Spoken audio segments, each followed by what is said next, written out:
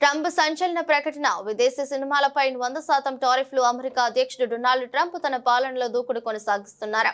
ఇప్పటికే ఉద్యోగులు తొలగింపులు, సుంకాల మూత వంటి సంచలనాత్మక నిర్ణయాలు తీసుకున్న ట్రంప్ తాజాగా మరో కీలక నిర్ణయం తీసుకున్నారు. ఈసారి ఆయన సినిమా పరిశ్రమపై పడ్డారు.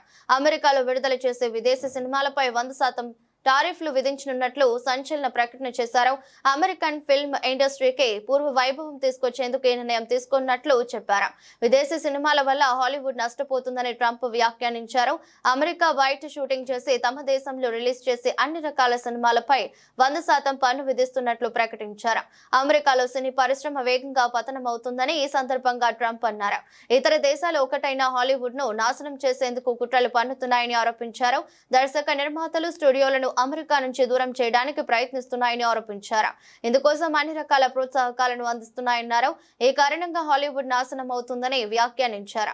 ఇది దేశ భద్రతకు ముప్పుగా అభివర్ణించారు. అందుకే విదేశాల్లో నిర్మించి అమెరికాలో విడుదల చేసే సినిమాలపై 100% సుంకం విధించనున్నట్లు తెలిపారు.